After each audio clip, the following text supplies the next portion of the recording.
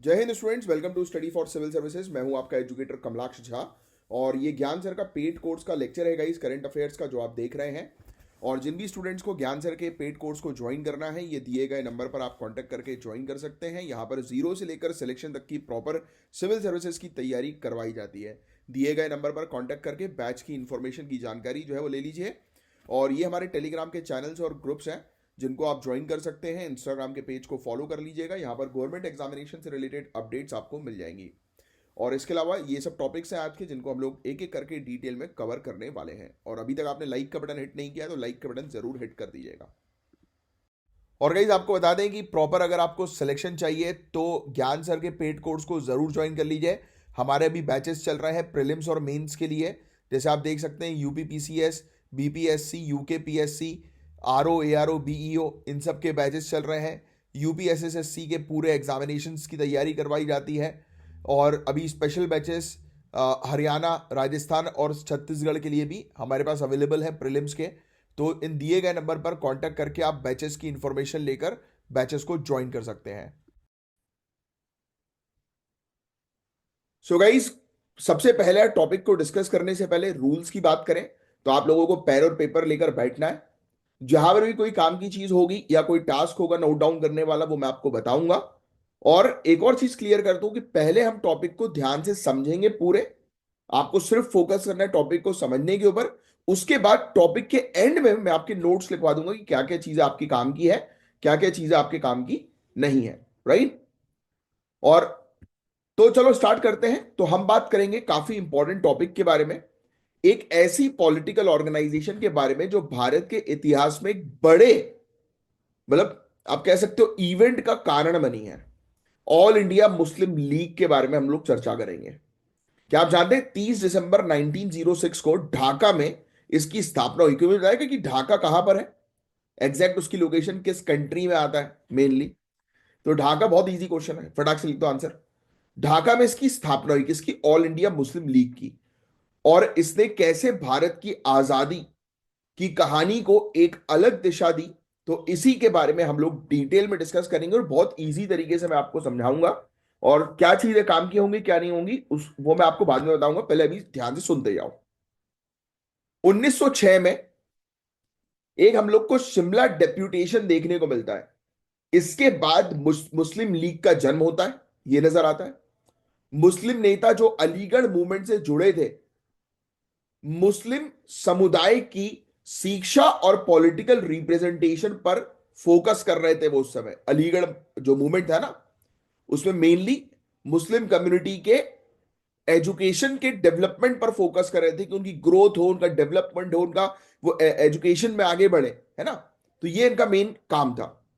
इसका मुख्य उद्देश्य था मुस्लिम समाज के धार्मिक और राजनीतिक अधिकारों का क्या की सुरक्षा करना, प्रोटेक्ट करना और अलग से पॉलिटिकल रिप्रेजेंटेशन की मांग करना। तो बेसिकली मुस्लिम कम्युनिटी के लिए एक सेपरेट रिप्रेजेंटेशन पॉलिटिकल फील्ड में, पॉलिटिकल सेक्टर में, उसकी डिमांड के पॉइंट ऑफ व्यू से ये मुस्लिम लीग तैयार हुई। तो मुस्लिम लीग क्यों बनी, इसका एक आइडिया आपको ऑलरेडी लग गया। हालांकि हिस्ट्री में ये पूरी चीज आप डिटेल में पढ़ोगे जनरल स्टडीज के अंदर, है ना। अब सुनो, अर्ली लीडरशिप के बारे में अगर हम लोग चर्चा करें तो लीग की शुरुआत जो की थी, जो नेता थे उस समय, वो ढाका और अलीगढ़ के नवाब्स थे। राइट, नवाब हुए, रिफॉर्मर्स हुए, सुधारक हुए, है ना। और ये शुरू में एक इलीट क्लास प्लेटफॉर्म था जो बाद में एक मास पॉलिटिकल ऑर्गेनाइजेशन में बदल गया। अब आगे की चर्चा करते हैं, कुछ इंपॉर्टेंट चीजें देखो। पहला है लखनऊ पैक्ट 1916 का, अक्सर एग्जामिनेशन में प्रीलिम्स में आ जाता है, यह भी लिखना नहीं है आपको। लखनऊ पैक्ट ने हिंदू मुस्लिम यूनिटी का एक अनोखा मूवमेंट दिया। इसमें इंडियन रिप्रेजेंटेशन बढ़ाने और मुस्लिम सेपरेट इलेक्टोरेट्स के ओपिनियन मौजूद थे, लेकिन ये कम्युनल पॉलिटिक्स का भी आधार बना। मतलब इसके अंदर हमें देखने को मिला कि रिलीजन के आधार पर फिर पॉलिटिक्स अब डेवलप होना शुरू हो गई इस समय, लखनऊ पैक्ट के समय। और फिर इसके अलावा जिन्ना की लीडरशिप के बारे में बात करें और उनके 14 पॉइंट्स के बारे में जो 1929 के हैं। जिन्ना के 14 पॉइंट्स ने मुस्लिम डिमांड्स जैसे फेडरलिज्म यानी कि संघवाद, माइनॉरिटी राइट्स और सेपरेट इलेक्टोरेट्स को हाईलाइट किया।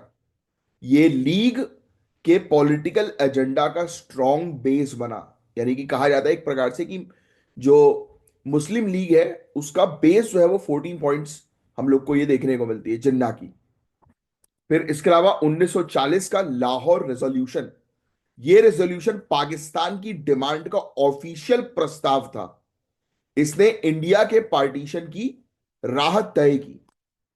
फिर डायरेक्ट एक्शन डे 1946 का, ये पाकिस्तान के लिए एक कम्युनल स्ट्राइक हुई जो काफी वॉयलेंट थी और यहां पर दंगे हुए और फिर पार्टीशन हम लोग को देखने को मिला। फिर इसके अलावा आगे की चर्चा करें तो 1947 तक मुस्लिम लीग का एजेंडा क्लियर था कि पाकिस्तान एक अलग देश होना चाहिए। यह डिमांड एक बड़े सोशियो पॉलिटिकल अपहेवल का कारण जो है वो बनी। क्योंकि देखो समाज में हम लोग को जो है वो देखने को मिलता है, उनको देखो पॉलिटिकल रिप्रेजेंटेशन चाहिए था सेपरेट मुस्लिम्स यानी कि मुस्लिम कम्युनिटी के लिए। तो वो सिर्फ मुस्लिम कम्युनिटी पर फोकस कर रहे थे। उनका जो कॉन्सेप्ट था वो यही था कि वन नेशन वन रिलीजन का, है ना। पार्टीशन के बाद लीग इंडिया में वीक हो गई और रीजनल पार्टीज में टूट गई और पाकिस्तान में भी इसका इन्फ्लुएंस धीरे धीरे जो है वो कम हो गया। इन्होंने पाकिस्तान बनाकर मुस्लिम लीग आप कह सकते हो डिमिनिश हो गई। अब सुनना, ब्रिटिशर्स की डिवाइड एंड रूल पॉलिसी ने कम्युनल टेंशन बढ़ाया, आपस में लोगों को धर्म के आधार पर लड़वा दिया। बंगाल का पार्टीशन हुआ, कम्युनल अवार्ड हुए। ऐसे स्टेप्स कम्युनल पॉलिटिक्स को फ्यूल किया। यानी कि इसके कारण मतलब देखो ब्रिटिशर्स का ये मेन ऑब्जेक्टिव था कि लोगों को धर्म के आधार पर लड़ा दो, जिससे कि लोग आपस में बटे रहे, यूनाइटेड ना हो पाए, है ना। ये उनके बेसिकली एक पॉलिसी थी। और आज भी कम्युनल पॉलिटिक्स जिंदा है, आप जानते ही हैं। वोट बैंक्स रिलीजन के आधार पर, कम्युनिटी के आधार पर देखने को मिलते हैं। और इसमें इकोनॉमिक डिस्पैरिटी और पॉलिटिकल अपॉर्चुनिटिज्म का एक बड़ा रोल है। आप जानते ही हैं कि इकोनॉमी के आधार पर भी लोग जो है वो डिवाइडेड है। सोशल मीडिया में भी कम्युनल नैरेटिव्स को एम्पलीफाई किया जा रहा है कंटिन्यूअसली, है ना। लड़ाई हो रही है धर्म के आधार पर, देखिए आप आजकल। तो करें क्या? तो देखो सबसे पहली चीज तो हमें सेक्युलरिज्म को मजबूत बनाना है।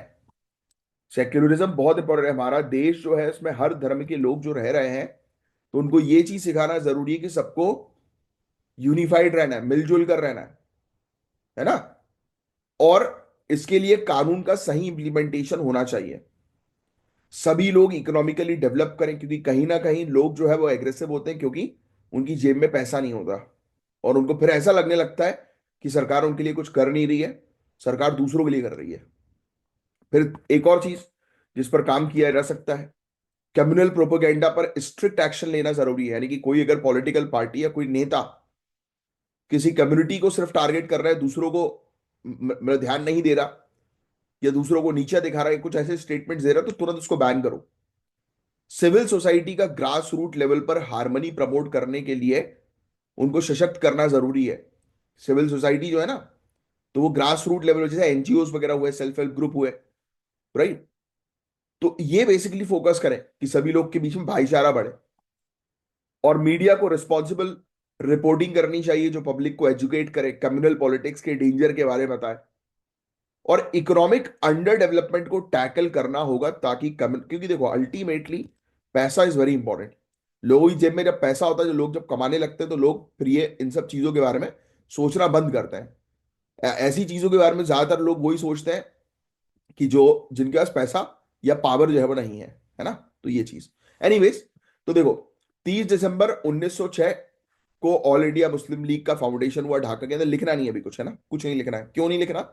ये टॉपिक ऑलरेडी आप लिखोगे, कवर करोगे अपने हिस्ट्री के टॉपिक में, मॉडर्न इंडियन हिस्ट्री के सब्जेक्ट्स में, वो आपके कवर हो जाएंगे। आपको टेंशन लेने की जरूरत नहीं। और इवन अगर आप लोग को हमारी क्लासेस ज्वाइन करनी है तो इस नंबर पर कांटेक्ट करके बताओ कि कौन से एग्जाम की आप तैयारी कर रहे हो, कौन से स्टेट पीएससी की तैयारी कर रहे हो या यूपीएससी की कर रहे हो, तो उसके हिसाब से आपका बैच अलॉट हो जाएगा और पूरी चीज जो है वो आपकी कवर करवाई जाएगी। तो देख लो ये क्या है। ये अभी टॉपिक क्यों आया तो आपको ऑलरेडी पता भाई, अभी 30 दिसंबर निकला है इसलिए टॉपिक हम लोग पढ़ रहे हैं बस। ठीक है, तो एक बार मैं रिकॉल करा देता हूँ पूरी चीजें। लिखना कुछ नहीं है क्योंकि ये चीज आप पढ़ ही लोगे। है ना। इसका फॉर्मेशन किसके द्वारा जो है वो किया गया, कहां पर हुआ, क्यों हुआ, है ना। तो वो सब चीजें इसके अंदर मैंने आपको ऑलरेडी बताई, जो हमने अभी डिस्कस जो है वो करी। लिखने की जरूरत नहीं, फिर से आप ये सब चीजें करोगे। इनके पहले इलीट लीडर्स थे। अब ये सब चीजें क्या होता है, प्रीलिम्स में जो है वो आ जाती हैं, है ना। अब मैं चाहूंगा सिर्फ बुलेट पॉइंट्स लिख लो, जिससे कि आप जब भी नेक्स्ट टाइम ये पढ़ो तो आप ये पूरी चीज रिकॉल करो। जैसे सिर्फ बुलेट पॉइंट में लिखो द लखनऊ पैक्ट 1916। पूरा डिटेल में लिखने की जरूरत नहीं, क्योंकि अब देखो करंट अफेयर्स में टॉपिक दिख रहा है, तो हो सकता है कि ये, हो सकता है क्या, जरूरी है कि ये उसमें आपके प्रीलिम्स में आ जाए। फिर लिखो Jinnah leadership and Jinnah's 14 points 1929, सिर्फ बुलेट पॉइंट लिखोगे आप। फिर Lahore resolution 1940, the Lahore resolution very important. Direct आ जाता है कि इसको आप क्रोनोलॉजिकल ऑर्डर में अरेंज करो। फिर डायरेक्ट एक्शन डे 1946, जिसमें सब तबाह हो गया और पाकिस्तान देश उभर कर आया। हिंदू मुस्लिम डिवाइड इसमें हमें देखने को मिला। तो पार्टीशन में हमने क्या चीज देखी, मतलब ये जो रोल था पार्टीशन का और पोस्ट पार्टीशन लेगेसी जो थी, तो 1940 से ही डिमांड पाकिस्तान की पूरी तरह से जो है वो डेवलप हो गई। पोस्ट पार्टीशन सिनेरियो आपको ऑलरेडी पता है कि इंडिया जो है वो बढ़ गया, आपस में लोग भी जो है वो रिलीजन के आधार पर बढ़ गए, कम्युनल वायलेंस होना शुरू हो गया, पॉलिटिक्स में भी कम्युनलिज्म हम लोग को जो है वो देखने को मिला। लोग आपस में संप्रदाय में जो है वो बढ़ गए। तो क्या करना चाहिए, ये मैंने आपको ऑलरेडी जो है बता दिया। सेक्युलरिज्म को प्रमोट करो, है ना। इलेक्टोरल रिफॉर्म्स जो है वो लेकर आओ, रिस्पॉन्सिबल मीडिया की पर फोकस करो, इकोनॉमिक इक्वलिटी पर जो है फोकस करो। तो ये लिखने की अभी आपके लिए जरूरत नहीं, क्या जरूरत होगी क्या नहीं होगी वो मैं आपको जो है बताऊंगा। तो सिर्फ ये टॉपिक था गाइस, मॉडर्न इंडियन हिस्ट्री से रिलेटेड, जो मॉडर्न इंडियन हिस्ट्री में तो और अच्छे से आप लोग कवर करोगे। अब नेक्स्ट टॉपिक की तरफ आगे बढ़ेंगे। अभी गाइस H1B वीजा पर काफी ज्यादा डिबेट जो है वो चल रही है, आपको शायद पता ही होगा यूएसए के लिए वीजा कितना इंपॉर्टेंट होता है। तो हम बात करेंगे, डिस्कस करेंगे एक ऐसे टॉपिक के ऊपर जो अभी कंट्रोवर्शियल चल रहा है काफी ज्यादा, H1B वीजा डिबेट, जो रीसेंट यूएस न्यूज का सेंटर बना हुआ है। इस टॉपिक में हम बात करेंगे H1B वीजा की इंपॉर्टेंस के बारे में, उसकी आलोचनाएं के बारे में, उसके क्रिटिसिज्म यानी कि, और वे फॉरवर्ड यानी कि सोल्यूशन जो है वो क्या लिए जाने चाहिए। ये टॉपिक काफी ज्यादा इंपॉर्टेंट है GS paper 2 international relations, paper 3 economy के लिए भी, है ना। करंट अफेयर्स के प्रीलिम्स के लिए तो इंपॉर्टेंट है ही। अब सुनो, पहले कुछ चीजें ध्यान से। H1B वीजा के बारे में अगर हम लोग जो है वो चर्चा करें, तो पहली चीज तो, ये वीजा का लॉन्च 1990 में हुआ था, और इसका मेन ऑब्जेक्टिव था यूनाइटेड स्टेट्स कंपनीज उन फॉरेन वर्कर्स को हायर कर सकें जो स्टेम और आईटी सेक्टर, स्टेम यानी कि साइंस टेक्नोलॉजी इंजीनियरिंग मैथमेटिक्स, यानी कि जो लोग, जो वर्कर्स इन सेक्टर और आईटी सेक्टर में एक्सपर्टीज हैं। इसका फायदा तब होता है जब यूएस में स्किल्ड वर्कर्स की कमी होती है, समझे आप। अब सुनो इसके एलिजिबिलिटी क्राइटेरिया। H1B वीजा के लिए एटलीस्ट बैचलर्स डिग्री चाहिए होती है, वीजा की वैलिडिटी 6 साल तक होती है, उसके बाद या तो 12 महीने यूएस छोड़ना पड़ता है या फिर ग्रीन कार्ड के लिए अप्लाई करना पड़ता है। क्या समझे आप, H1B वीजा के लिए बैचलर डिग्री चाहिए पहली चीज तो, और वीजा की वैलिडिटी 6 साल तक रहेगी, और जैसे ही 6 साल कंप्लीट होगा तो यूएसए को 12 महीने के लिए छोड़ना पड़ेगा, या फिर ग्रीन कार्ड ले लो, अप्लाई कर दो। और इसमें हमें देखने को मिलता है कि हर साल 65,000 नए वीजास का कोटा होता है, और एक्स्ट्रा 20,000 वीजास उन लोगों के लिए रिजर्व होते हैं जिन्होंने यूएस यूनिवर्सिटी से एडवांस डिग्री ली है। अब 2015 से हम लोग को देखने को मिल रहा है कि 70% H1B वीजा इंडियंस के पास जाते हैं, और सेकेंड रैंक पर चाइनीज नेशनल्स हैं विथ 12 to 13% शेयर। अब एक इंटरेस्टिंग फैक्ट, डेटा के हिसाब से 2020 में चाइना ने 3.57 मिलियन स्टेम ग्रेजुएट्स प्रोड्यूस किए, इंडिया ने 2.55 मिलियन, और यूएस सिर्फ 8.2 लाख प्रोड्यूस कर पाया। यानी कि यूएस का stem industry largely foreign talented पे डिपेंडेंट है, और इसी वजह से H1B प्रोग्राम को क्रिटिकल माना जा रहा है, इंपॉर्टेंट माना जा रहा है। अब सुनना, H1B वीजा की आलोचनाएं किस प्रकार से हो रही हैं। तो आलोचकों का कहना है कि H1B वीजा का मिसयूज होता है। कंपनीज लो सैलरी वर्कर्स को हायर करके अमेरिकन वर्कर्स की वेजेस को डिप्रेस कर रही हैं। समझ रहे हो आप? यानी कि कंपनी जो लो सैलरी में जो व्यक्ति खुश है उसको हायर करके अमेरिका भेज दे रहा है। अब अमेरिकन कंपनी से तो वो लो सैलरी वर्कर्स को जॉब मिल गई। तो क्या हुआ, एक अमेरिका के अंदर लो सैलरी का ट्रेंड सेट हो गया। यानी कि जहां सैलरी 1 लाख रुपए जैसे मान के चलो बढ़ती थी, वहां 50,000 में कोई व्यक्ति अगर सेटल हो गया तो उस पोस्ट की सैलरी अब कितनी हो जाएगी, 50,000। तो ये कहीं ना कहीं हमें देखने को मिल रहा है ना कि अमेरिका के वर्कर्स जो है, अमेरिकन वर्कर्स है एक्चुअल वहां के रहने वाले लोग, उनकी जो वेजेस है वो तो कम हो रहा है। अब जैसे 2023 की बात करें तो 70% इंडियन प्रोफेशनल्स के H1B approvals 1 lakh US dollar से कम सैलरी के लिए थे। जबकि यूएस आईटी प्रोफेशनल्स का मीडियन सैलरी 1,04,420 है। सोचिए आप। और कुछ लोग बताया ये जाता है कि इसे यूएस सिटीजन्स के एम्प्लॉयमेंट के लिए खतरा मानते हैं और बोलते हैं कि इंडियन डोमिनेंस वहां की जॉब्स जो है वो खराब कर रही है। यानी कि वहां पे रहने वाले लोगों की इंडियंस के जाने से जो है वो जॉब्स खतरे में पड़ रही है। अभी लिखना नहीं कुछ है ना, मैं लिखवा दूंगा अभी। इसमें आएंगे पॉइंट्स काफी सारे हैं लिखने वाले। अब सुनो। H1B वीजा के सपोर्टर्स का कहना है कि यह प्रोग्राम यूएसए की इकोनॉमी के लिए काफी जरूरी है क्योंकि यह स्पेशलाइज्ड टैलेंट को लाने में हेल्प करता है। मिनिमम सैलरी रेस करने वाली बात करी कि आप एक काम ये करो कि मिनिमम सैलरी बढ़ा दो। एनुअल फीस जो है वो बढ़ाकर फॉरेन टैलेंट के एक्सेसिव रिलायंस को डिस्करेज करो, है ना, इसमें एनुअल फीस जो है वो बढ़ा दो। फिर H1B वीजा से यूएस अपनी ग्लोबल कॉम्पिटिटिव एज मेंटेन करता है, जिससे कि वो बेस्ट ब्रेन पूरे दुनिया भर से जो है वो अट्रैक्ट कर लेता है। फिर इसके अलावा इसमें कुछ इंप्लीमेंटेशन भी है। टेक कंपनीज कई बार मिड लेवल रोल के लिए भी H1B वीजास का यूज करती हैं, जो कि प्रोग्राम्स का मेन ऑब्जेक्टिव के अगेंस्ट है। लो कंपनसेशन से वेज इनइक्वालिटी का इशू और बढ़ता है। तो ये चीजें ध्यान में रखनी है।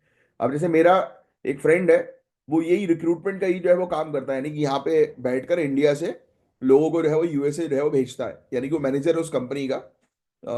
अच्छा ही नाम है उस कंपनी का, बड़ोदरा में है, मुझे नाम याद नहीं आ रहा उस कंपनी का। तो वो काफी अच्छा दोस्त है मेरा। काफी अच्छी कंपनी भी है यार उसकी, उसको तो फॉरेन ट्रिप वगैरह मिलती रहती है। तो उससे ये मैं बड़ा सुनता रहता हूँ कि बहुत बहुत इंडियंस यहाँ से जो है वो दूसरी जगह जाते हैं और ये कंपनीज को बहुत अच्छा बेनिफिट मिलता है, क्योंकि ये लोग क्या करते हैं, उनके साथ नेगोशिएट करते हैं। जैसे मैं अभी बता नहीं रहा था कि यहाँ पे जो वर्कर्स के साथ नेगोशिएट करके उनको वहां भेजा जाता है, और वहां तो पर घंटे के हिसाब से सैलरी जो है वो मिलती है। और भी अलग अलग प्रोफेशनल की अलग अलग सिनेरियो है। तो ये लोग नेगोशिएट करते हैं फिर वहां भेजते हैं। एनीवेज, आगे की जो है वो चर्चा करें तो H1B की सैलरी बेंचमार्क को इंडस्ट्री स्टैंडर्ड के अकॉर्डिंग रिवाइज करना जरूरी है। स्ट्रिक्ट एलिजिबिलिटी क्राइटेरिया इंट्रोड्यूस करना जरूरी है ताकि टॉप टीयर टैलेंट को प्रेफरेंस मिले। यूएस में स्टेम एजुकेशन और ट्रेनिंग प्रोग्राम पर ज्यादा फोकस करना होगा, और एकेडमी और इंडस्ट्रीज के बीच कोलैबोरेशन बढ़ाकर स्किल गैप को फिल करना काफी ज्यादा जरूरी है। इंडिया और चाइनीज जैसे कंट्रीज के साथ पार्टनरशिप मजबूत करना होगा ताकि ग्लोबल टैलेंट मोबिलिटी स्ट्रीमलाइन हो। तो बात वही है ना यार, देखो हमारा इतना बेस्ट ब्रेन जो है वो अमेरिका में जाकर जो है वो अच्छा कमा रहा है, इसलिए क्योंकि वहां पर उसको अच्छी बेटर अपॉर्चुनिटी मिल रही है कंपेयर टू इंडिया। और इसलिए वहां जाकर उनकी ग्रोथ और डेवलपमेंट के लिए काम कर रहे हैं। चलो, ये पूरा ओवरऑल टॉपिक तो खत्म हो गया। अब आपके लिखने वाली चीज के बारे में चर्चा जो है वो करें। तो H1B वीजा लिख लो हेडलाइन में। H1B वीजा 1990 में लाया गया था। यूएस की जो कंपनीज है वो फॉरेन वर्कर्स को जो है वो बुला सकती हैं। ब्रैकेट में लिख देना स्टेम और आईटी सेक्टर। स्टेम तो आपको फुल फॉर्म इसका पता है, जिसको नहीं पता लिख लेना साइंस टेक्नोलॉजी इंजीनियरिंग मैथमेटिक्स। ठीक है, तो ये कंपनीज के लिए था कि भाई जो स्टेम और आईटी सेक्टर के जो वर्कर्स हैं उनको H1B वीजा में बुला लो। अब सुनो, इसमें चाहिए बैचलर डिग्री और 6 साल तक का ये वीजा रहता है। उसके बाद या तो वो व्यक्ति जो है वो छोड़ दे यूएसए को 12 महीने के लिए, फिर से रीअप्लाई कर ले, और या फिर ग्रीन कार्ड के लिए अप्लाई कर ले, यानी कि पीआर, जिसको हम लोग बोलते हैं परमानेंट रेसिडेंट। उसके बाद दो ऑप्शन होते हैं। अब एक और चीज है इसके अंदर, हर साल 65,000 नए वीजा मैक्सिमम लगेंगे, यानी कि हर साल 65,000 वीजा के लिए अप्लाई किया जा सकता है। और यूएसए की यूनिवर्सिटी से कोई व्यक्ति अगर पढ़ा है, यानी कि यूएसए में ही जाकर, तो उसके लिए एडिशनल 20,000 वीजा यहां पर है।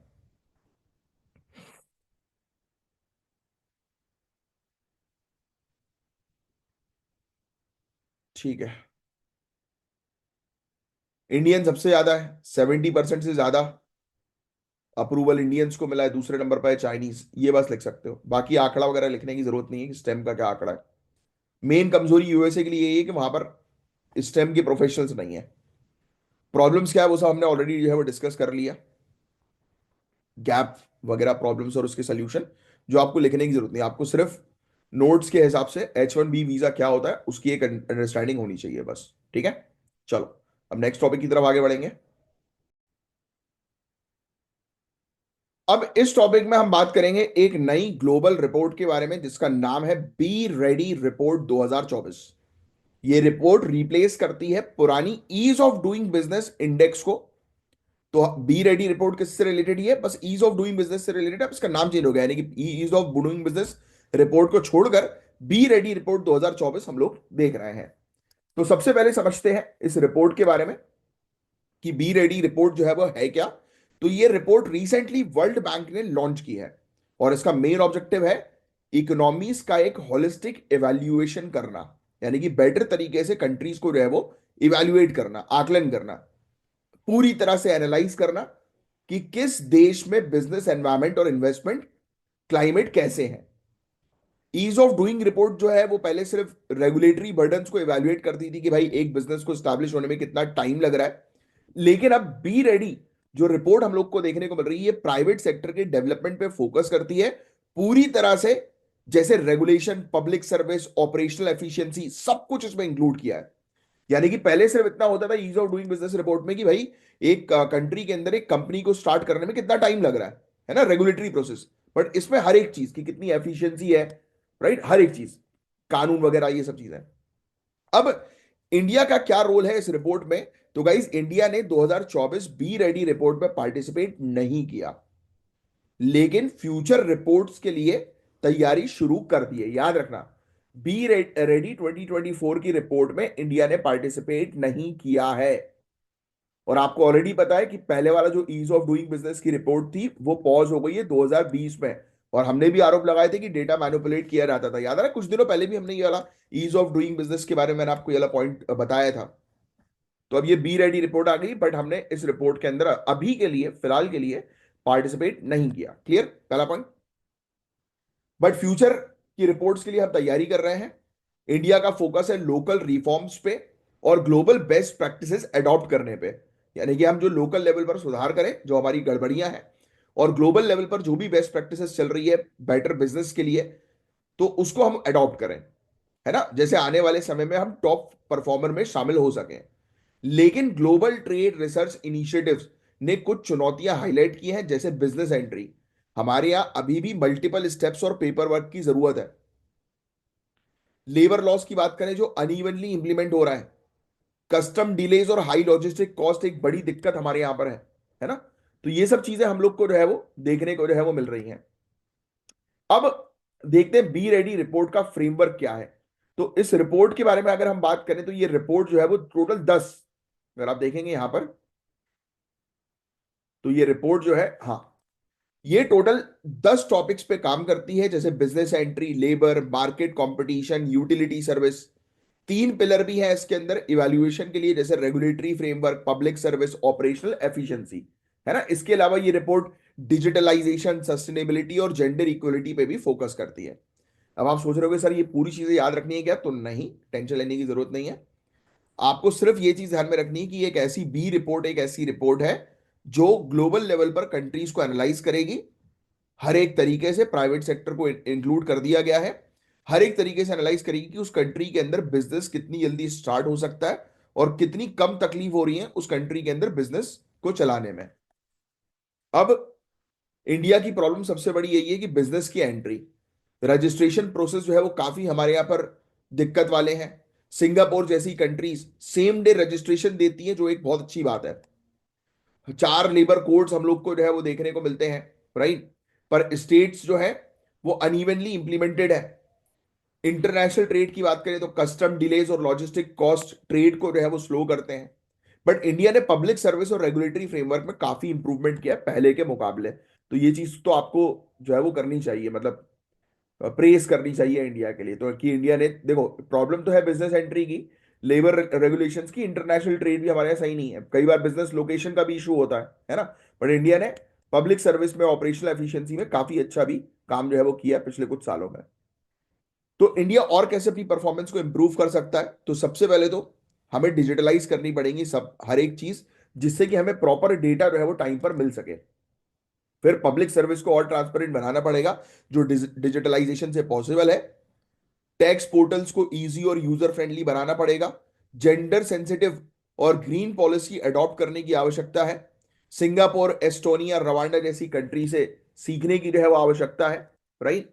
और लोकल चैलेंजेस का सॉल्यूशंस जैसे कि GST compliance, small medium enterprise credit access, इन सबको इजी बनाना बहुत ज्यादा जरूरी है। तो बी रेडी रिपोर्ट से इंडिया को अपने बिजनेस एनवायरनमेंट को ग्लोबल स्टैंडर्ड पे ले जाने का एक नया मौका मिलेगा। और ये चीज आपको थोड़ी सी ध्यान में रखनी है। अब लिख लो फटाक से कि आपको किन किन चीजों पर फोकस करना है। कुछ नहीं, सिंपल सी चीज आपको लिखना है, वर्ल्ड बैंक की business ready report, B ready report 2024, world bank की है ये रिपोर्ट। ब्रैकेट में लिख देना है इंडिया ने इस बार पार्टिसिपेट नहीं किया है 2024 की रिपोर्ट में। फिर नेक्स्ट लाइन में लिखना, इस रिपोर्ट ने रिप्लेस किया ईज ऑफ डूइंग बिजनेस की रिपोर्ट, जो कि बंद हो गई थी 2020 में। ठीक है। अब इसके अंदर, बी रेडी रिपोर्ट के अंदर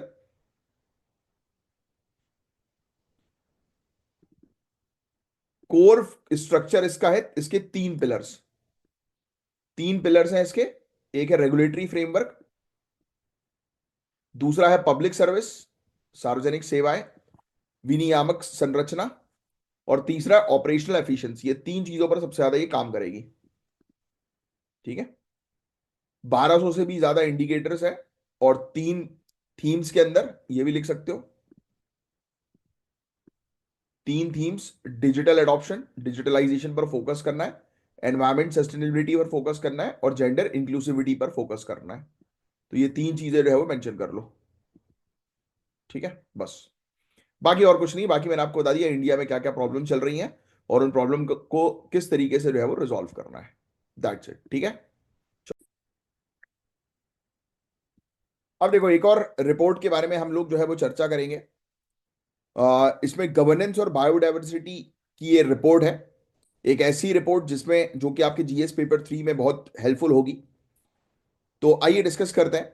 तो सबसे पहले बात करते हैं ये लेटेस्ट रिपोर्ट के बारे में, जो inter governmental science policy platform on biodiversity and ecosystem service की है। देखो नाम से क्या समझ में आ रहा है, inter governmental science policy platform on biodiversity and ecosystem, कि भाई आपस में कंट्रीज के बीच में किस प्रकार से ये पॉलिसी पर काम किया जा रहा है जैव विविधता की और इस पूरे इकोसिस्टम को बेटर बनाने की, स्पेशली साइंस के सेक्टर के ऊपर, रिसर्च के ऊपर, है ना।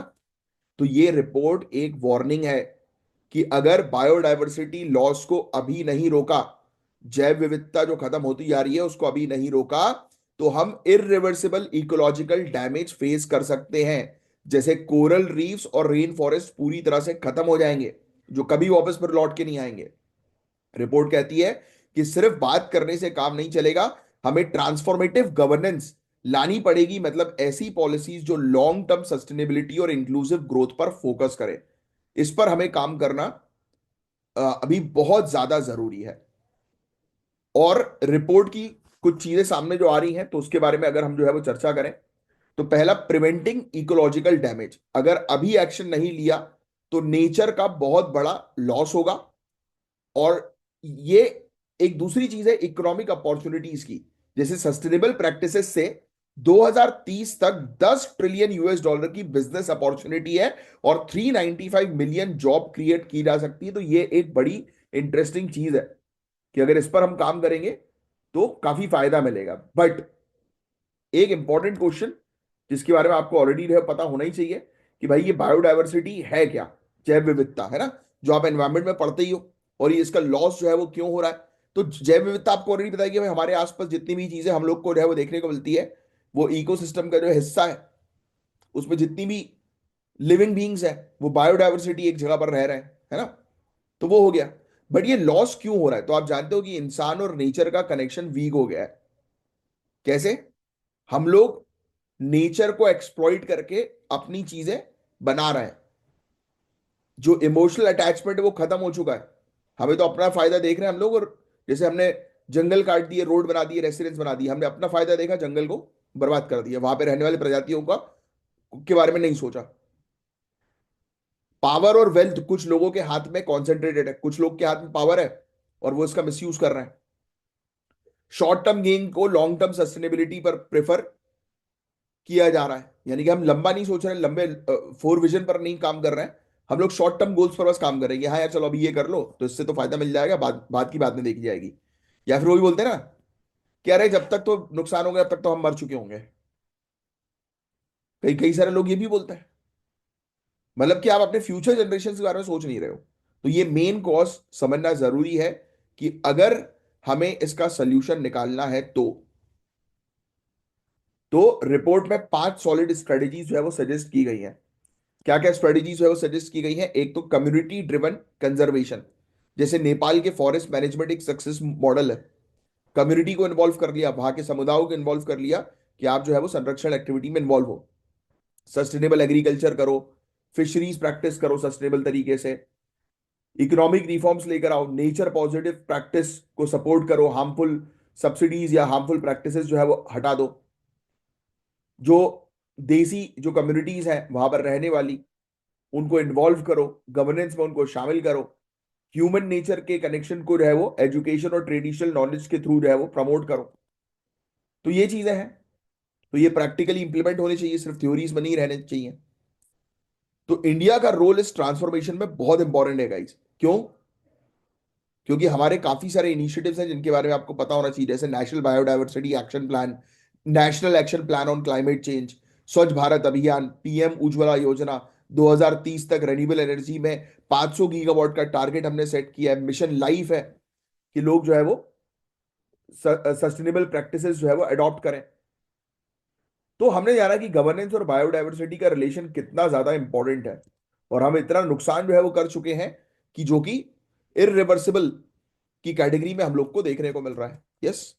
तो चलो बस कुछ मत करो, आप लिखो ये पहले तो रिपोर्ट का नाम, IPBES report, inter governmental science policy platform biodiversity and ecosystem services. लिख लिया रिपोर्ट का नाम? तो ये रिपोर्ट जो है वो आई है, और इसमें आप क्या चीजों के बारे में मेंशन करोगे?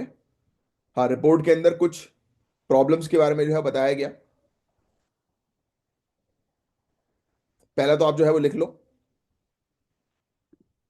अर्जेंट एक्शन की आवश्यकता है बायोडायवर्सिटी लॉस को प्रिवेंट करने के लिए। ब्रैकेट में लिख देना रिजल्टिंग इरिवर्सिबल इकोलॉजिकल डैमेज। फिर आप लिख लो अपॉर्चुनिटी, इकोनॉमिक अपॉर्चुनिटी भी है अगर हम अच्छी प्रैक्टिस करते हैं तो 10 ट्रिलियन US डॉलर की बिजनेस अपॉर्चुनिटी 2030 तक मिलेगी अगर हमने सही तरीके से बायोडायवर्सिटी को प्रोटेक्ट करने के लिए काम किया तो। 395 मिलियन जॉब्स बनेंगी। अब ये आंकड़े सिर्फ सिंपल से लिख लो जिससे कि मेंस में आप उपयोग कर सको। ठीक है। स्ट्रैटेजीज वगैरह दी गई हैं तो वो सब लिखने की अभी आवश्यकता नहीं है, बार बार रिपीट होगा टॉपिक। ट्रांसफॉर्मेटिव चेंज हम कैसे ला सकते हैं? कार्बन न्यूट्रल एक्शन लेकर, राइट, पॉजिटिव चॉइस प्रेफर करके, ये सब बहुत बेसिक चीज आपको ऑलरेडी पता है, यानी कि हम ऐसी प्रैक्टिसेस प्रेफर करें जो एनवायरमेंट के लिए बेटर हो, राइट, प्रिकॉशनरी डिसीजन मेकिंग लें। ठीक है, ये सब लिखने की जरूरत नहीं। NBAP आपको ऑलरेडी पता है, ये सब चीजें बार बार आएंगी ही। अमृत, स्वच्छ भारत मिशन, PM उज्ज्वला योजना, ये आपको टारगेट पता ही होगा, याद होगा ही। अगर जिनको याद नहीं है तो ये वाला टारगेट मेंशन कर लो कि रिन्यूएबल एनर्जी 2030 तक 500 गीगावाट की हमें नॉन फॉसिल फ्यूल सोर्सेज से जो जनरेट हो रही है, तो उस पर हम लोग को इन्वेस्टमेंट करना है, और इतने इन्वेस्टमेंट के बाद ये चीज करनी है।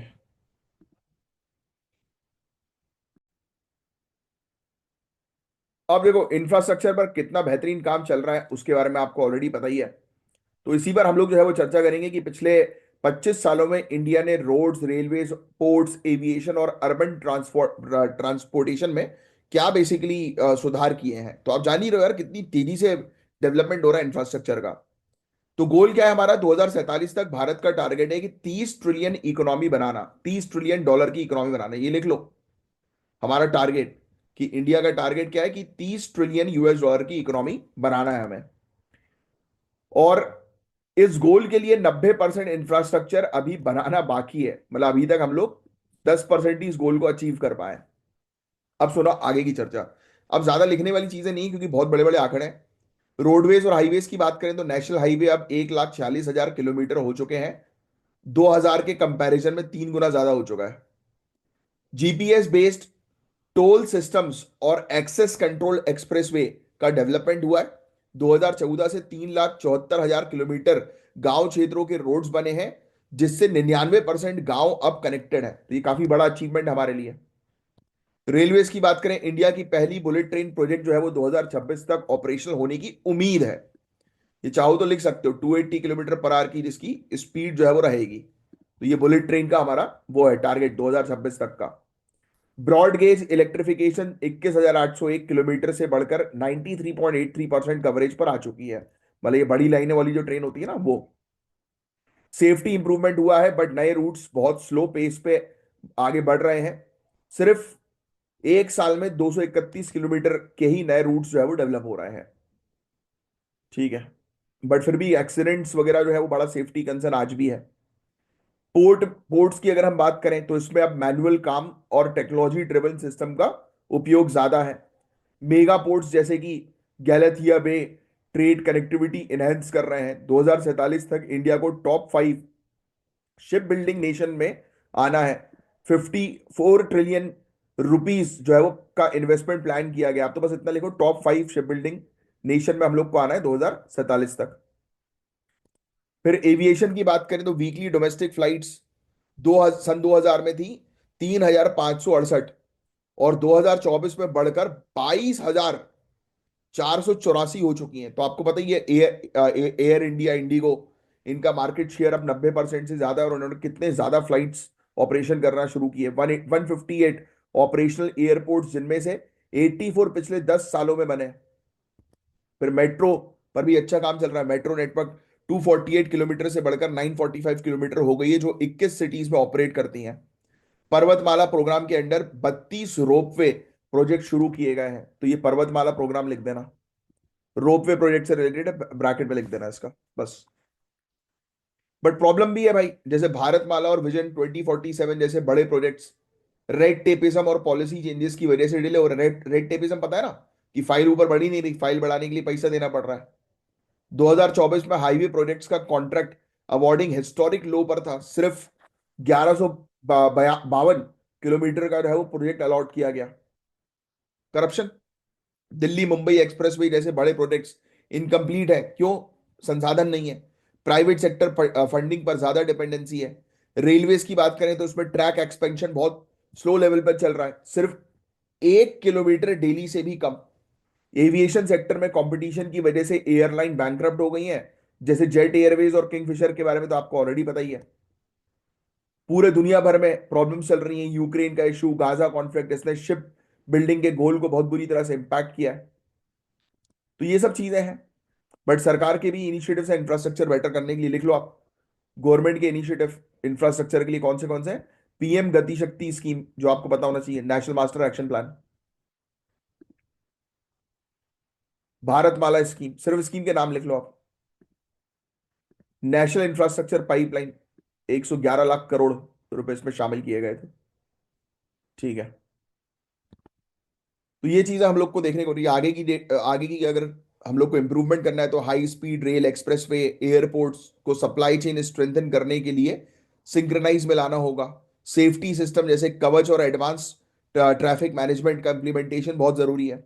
ईवी को अडॉप्ट करें हम लोग, फेम स्कीम पर जो है वो काम करें, जिससे कि कार्बन फुटप्रिंट का बर्डन जो है वो रिड्यूस हो सके। फास्टैग और डिजिटल यात्रा जैसे इनिशिएटिव एफिशिएंसी को बढ़ा रहे हैं, इस पर और बेटर काम करना जरूरी है। प्राइवेट इन्वेस्टमेंट अट्रैक्ट करने के लिए रेगुलेटरी रिफॉर्म्स चाहिए। Multi year national transport strategy बनानी होगी जो पॉलिसीज, इन्वेस्टमेंट और स्टेक होल्डर को अलाइन करे। तो ये काफी इंपॉर्टेंट टॉपिक था। इसमें जो चीज मैंने आपको नोट डाउन करने के लिए बताई है, सिर्फ वही चीज आपको नोट डाउन करनी है, दैट्स इट। अब पैंगोंग सो लेक का टॉपिक इतनी बार एग्जामिनेशन में आ चुका है कि इसका आंसर तो आपको ऑलरेडी पता ही होगा, तो इसका आंसर मैं आपको बताऊंगा नहीं, हालांकि इसका एक्सप्लेनेशन यहाँ पर दिया हुआ है, ट्राई करो वीडियो को पॉज करके क्वेश्चन बनाने की। अब वेम्बनाड लेक, इसका टॉपिक भी कई बार न्यूज में जो है वो आ चुका है, फैक्चुअल इन्फॉर्मेशन है। वीडियो को पॉज करो और ट्राई करो ये वाला क्वेश्चन का आंसर देने की। वेम्बनाड लेक बहुत इंपॉर्टेंट टॉपिक है, रामसर वेटलैंड की कैटेगरी में था ये 2002 में, है ना। और देखो वेटलैंड से रिलेटेड ये एक मेंस का क्वेश्चन है, इस क्वेश्चन को ट्राई करने की कोशिश करना। बट अभी रुकिएगा, मुझे कुछ टॉपिक्स और कवर करने हैं।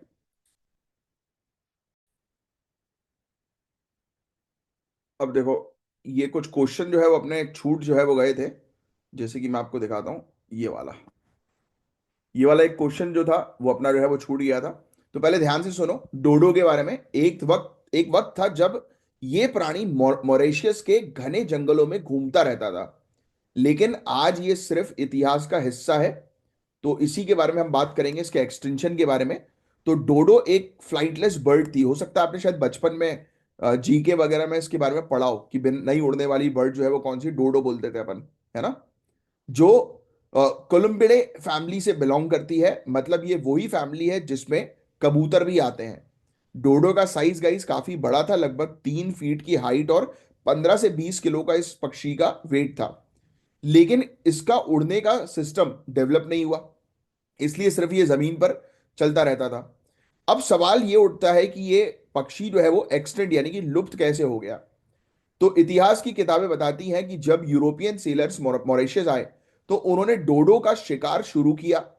सिर्फ इतना ही नहीं, उन लोगों के साथ जो सुअर और वो भी आए थे, क्या बोलते हैं, चूहे।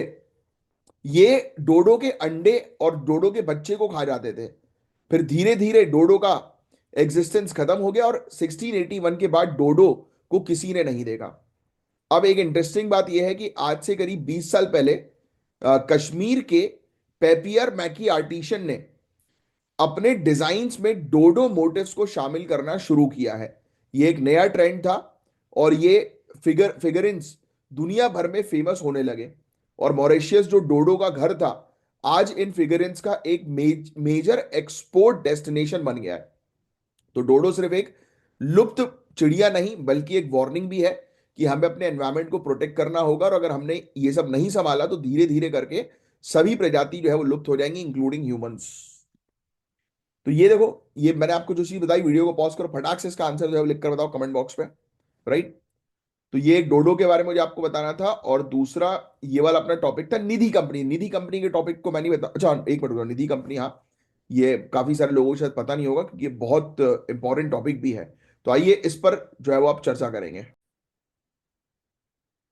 तो अब देखो ध्यान से सुनो। तो सबसे पहले तो निधि कंपनीज, इसकी अगर हम चर्चा करें तो ये एक ऐसी फाइनेंशियल कंपनी है, यानी कि सिंपल शब्दों में एक कंपनी है जो सिर्फ अपने मेंबर्स के लिए काम करती है। क्या, ये कंपनी सिर्फ अपने मेंबर्स के लिए काम करी। इसका मेन फोकस होता है लोगों को सेविंग करने के लिए इनकरेज करना और उन्हें लोन प्रोवाइड करना। मतलब ये एक तरीके का म्यूचुअल बेनिफिट सोसाइटी है। इंटरेस्टिंग बात यह है कि निधि कंपनीज को आरबीआई का लाइसेंस नहीं चाहिए। ये बिल्कुल सही सुना आपने, यानी कि ये ऐसा बैंकिंग आप कह सकते हो कि छोटा सा सिस्टम जिसमें आरबीआई की लाइसेंस की आवश्यकता नहीं होती। ये कंपनीज एक्ट 2013 के अंडर पब्लिक लिमिटेड कंपनी के रूप में रजिस्टर्ड होती है, और इनका रेगुलेशन आरबीआई की बजाय मिनिस्ट्री ऑफ कॉर्पोरेट अफेयर्स करती है। ये एक इंपॉर्टेंट फैक्ट है जो ध्यान में रखना है कि निधि कंपनी जो होती है इसका काम सेम है कि लोगों को सेविंग्स करवाना लोगों के लिए। और अब देखो, जैसे ही अगर प्रीलिम्स में क्वेश्चन आया और लोगों ने ये टॉपिक को ढंग से ना पढ़ाओ, तो सेविंग कर रहा है कोई एक इंस्टीट्यूशन या लोन्स प्रोवाइड करा रहा है, तो लोग के दिमाग में तुरंत जाएगा कि अरे ये तो आरबीआई की गाइडलाइन में आएगा। बट नहीं, ये मिनिस्ट्री ऑफ कॉर्पोरेट अफेयर्स की गाइडलाइंस में आता है और कौन से कंपनीज एक्ट के तहत इसको रजिस्टर्ड किया गया है। समझे आप बात को। तो ये याद रखना जरूरी है कि निधि कंपनी हमेशा पब्लिक लिमिटेड कंपनीज होती हैं, प्राइवेट लिमिटेड नहीं। ये एक और फैक्ट है, मतलब कि इन्हें अपने फाइनेंशियल डीलिंग डीलिंग और ओनरशिप का प्रॉपर डिस्क्लोजर करना पड़ता है। जो भी शेयर होल्डर या मेंबर होता है इसका, उसका रिकॉर्ड मेंटेन इनको करना होता है। और एक और यूनिक बात यह है कि निधि कंपनीज का काम सिर्फ और सिर्फ अपने मेंबर्स के लिए होता है। तो आप सोचिए कि एक ऐसी कंपनी जो अपने ही लोगों के पैसे कलेक्ट करती है और फिर उन्हें लोन प्रोवाइड करती है, बाहर के लोगों का इसमें हिस्सा नहीं है। अब सवाल उठता है कि ये कंपनी काम कैसे करती है। तो ये सेविंग हैबिट्स को प्रमोट करवाती है, मेंबर्स को लो रेट ऑफ इंटरेस्ट पर लोन देती है और अपने मेंबर्स की फाइनेंशियल नीड्स को पूरा करती है। तो पॉइंट वाइज चीजों को ध्यान में रखना कि निधि कंपनीज को आरबीआई का लाइसेंस नहीं चाहिए होता। ये पब्लिक लिमिटेड कंपनी होती है, प्राइवेट नहीं। ये सिर्फ अपने मेंबर्स के लिए काम करती हैं और सेविंग्स को बढ़ावा देना और मेंबर्स को लोन प्रोवाइड कराना इनका काम होता है। तो ये निधि कंपनी से रिलेटेड एक इंपॉर्टेंट टॉपिक था जो आपको ध्यान में रखना है। डोडो के बारे में मैंने आपको ऑलरेडी बता ही दिया है ना। तो ये चीज थी जिसके बारे में मुझे आप लोग को बतानी थी, बट अभी रुको, अभी जाना नहीं है। अब देखो स्मार्ट सिटी मिशन से रिलेटेड देखो एक मेंस का क्वेश्चन भी था, काफी इंपॉर्टेंट है। पहले ये स्मार्ट सिटी मिशन के बारे में सुन लो ध्यान से। 9,500 स्मार्ट क्लासरूम्स का कुछ कमाल है और इसमें कर्नाटक नंबर 1 पर है स्मार्ट सिटीज मिशन के अंदर। तो इसी पर हम लोग जो है वो चर्चा करेंगे, तो ध्यान से सुनना। तो स्मार्ट सिटी मिशन का ऑब्जेक्टिव क्या है? तो इस मिशन का एम यह है कि सिटी को स्मार्ट, सस्टेनेबल और सिटीजन फ्रेंडली बनाना, यानी इंफ्रास्ट्रक्चर, टेक्नोलॉजी, सिटीजन सर्विस में improvement locker quality of life को बढ़ाना। स्मार्ट सिटी मिशन लॉन्च हुई थी 25 जून 2015 को और अब तक 100 सिटीज को सेलेक्ट किया जा चुका है इस प्रोजेक्ट्स के लिए। अचीवमेंट्स की बात करें जो आपके प्रीलिम्स और मेंस दोनों के लिए बहुत इंपॉर्टेंट है, तो स्मार्ट सिटी मिशन के अंडर 9,500 स्मार्ट क्लासरूम्स इंप्लीमेंट किए गए हैं 2400 गवर्नमेंट स्कूल्स में अक्रॉस 71 सिटीज। स्मार्ट क्लासरूम्स का मतलब है एडवांस टेक्नोलॉजी का यूज करना, जैसे इंटरैक्टिव जो स्मार्ट बोर्ड्स होते हैं, डिजिटल टूल्स होते हैं जो स्टूडेंट्स की लर्निंग एक्सपीरियंस को एनहांस कर सके, बढ़ा सके। और सबसे ज्यादा कंट्रीब्यूशन कर्नाटक का है, यहां पर 80 प्रोजेक्ट्स हैं। बाकी स्टेट्स जैसे राजस्थान और तमिलनाडु भी पीछे हम लोग को देखने को मिल रहा है। और सार प्लेटफॉर्म की बात करें तो smart cities and academia towards action and research, ये इसका फुल फॉर्म है। क्या है? फिर से रिपीट कर रहा हूं, SAAR का smart cities and academia towards action and research. ये एक ऐसा प्लेटफॉर्म है जो गवर्नमेंट और एकेडमिया को, एकेडमिया मतलब कि एकेडमिक इंस्टीट्यूशंस यानी कि कॉलेजेस वगैरह, यूनिवर्सिटीज वगैरह, इनको कनेक्ट करता है। यानी पॉलिसीज और रिसर्च को इंटीग्रेट करने का एक स्मार्ट तरीका है। ये स्टेप पॉलिसी मेकिंग को डेटा ड्रिवन बनाते बनाते हैं और अर्बन डेवलपमेंट में क्वालिटी इंश्योर करते हैं। तो ये काफी इंपॉर्टेंट चीज थी स्मार्ट सिटी मिशन की, होपफुली आपको क्लियर हुई होगी।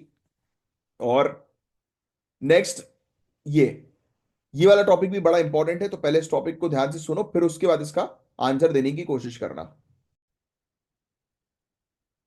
ये देखो, ये वीडियो को पॉज करो और ये क्वेश्चन का आंसर देने की कोशिश करो। और दूसरा, ये मेंस का भी क्वेश्चन है आपके लिए स्मार्ट सिटीज मिशन का, ठीक है? इसको देख लेना। अब ये वाला जो टॉपिक है ये भी बड़ा इंपॉर्टेंट है आईआईटी बॉम्बे का, तो इस पर हम लोग चर्चा करते हैं। तो देखो, सबसे पहले बात करेंगे एक ऐसी टेक्नोलॉजी के बारे में जो फ्यूचर को, मेडिसिन को रीडिफाइन कर सकती है, यानी कि फ्यूचर में मेडिसिन को रीडिफाइन कर सकती है। आपको पता है कि इंजेक्शंस लगवाने का डर सबको लगता है ना? तो आप जानते हैं कितनी टेंशन जो है वो होती है। तो अब देखिए, आईआईटी बॉम्बे ने एक रेवोल्यूशनरी इन्वेंशन किया है, नीडल फ्री सिरिंज। सोचो, लोग सुई से जो डर डर रहे हैं ना, यहां पर आईआईटी बॉम्बे लेकर आ गई नीडल फ्री सिरिंज। कितना इंटरेस्टिंग टॉपिक है। तो ये नीडल फ्री सिरिंज काम कैसे करती है समझना जरूरी है।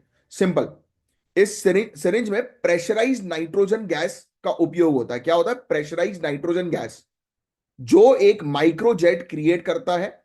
और ये माइक्रोजेट इतना फास्ट होता है कि वो साउंड की स्पीड को भी क्रॉस कर लेता है। इस हाई स्पीड लिक्विड ड्रग से स्किन, मतलब स्किन से, यानी कि ये दवाई जो है वो स्किन से पेनिट्रेट होती है बिना किसी नीडल के उपयोग के। यानी कि आप स्किन के अंदर मेडिसिन को इंजेक्ट कर सकते हो बिना किसी नीडल के उपयोग के। और एक और इंटरेस्टिंग बात यह है, लग रहा होगा कि ये काफी महंगा है, तो नहीं, ये सिरिंज काफी कॉस्ट इफेक्टिव है।